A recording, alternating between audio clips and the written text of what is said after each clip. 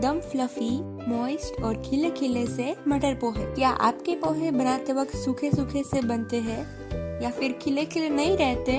तो फिर इस रेसिपी को एंड तक जरूर देखें। इसमें दी गई टिप्स से आपके पोहे टेस्टी तो बनेंगे ही, साथ ही ये बिल्कुल परफेक्ट खिले खिले और फ्लफी बनेंगे।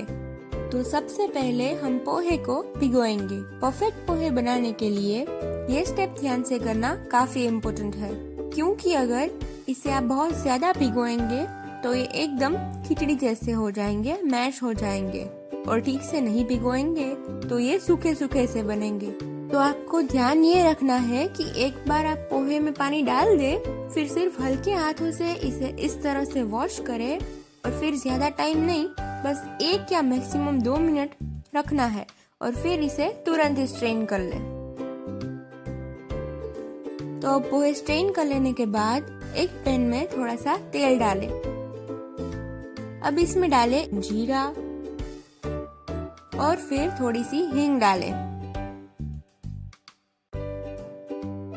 अब मैं छोटे टुकड़ों में कटे आलू इसमें डाल रही हूँ। पोहे में आलू का टेस्ट बहुत ही बढ़िया लगता है, मगर आप इसे अवॉइड भी कर सकते हैं अगर आप सिर्फ मटर पोहे बनाना चाहें तो।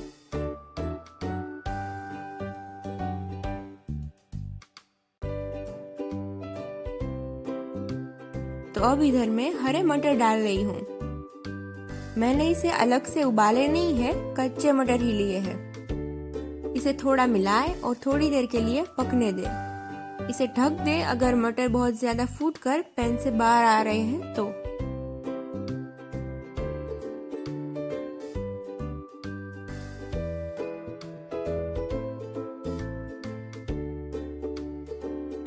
अब इसमें मैं एक मीडियम साइज का प्याज चॉप करके डाल रही हूँ।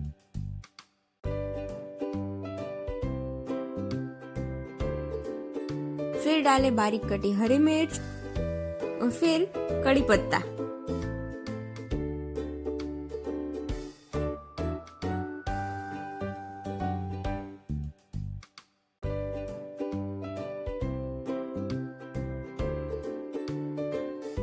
तो जब ये सब अच्छे से सौते हो जाए तब इसमें डालें चॉप किया हुआ टमाटर,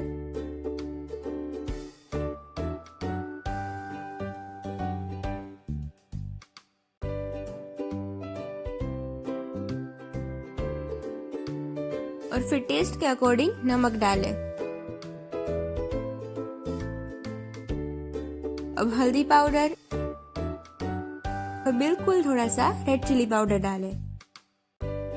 अब थोड़ी सी चीनी डालकर इसे अच्छे से मिला लें।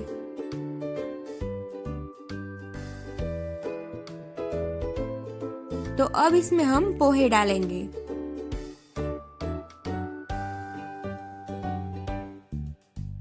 अब सारे पोहे डालने के बाद इसे अच्छे से मिलाएं।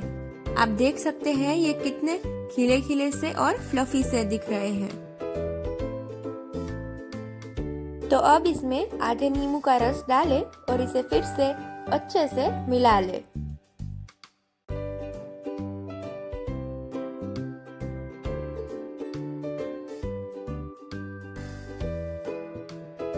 तो अब इसमें चॉप किया हुआ हरा धनिया डालें। तो अब इन मटर पोहे को एक प्लेट में निकाल लें और फिर इसे फ्राइड पीनट से गार्निश करें। आप चाहे तो इसमें गार्निशिंग के लिए सेव और अनारदाने भी डाल सकते हैं। तो ये टेस्टी, फ्लफी और खिले खिले मटर पोहे खाने के लिए बिल्कुल रेडी है।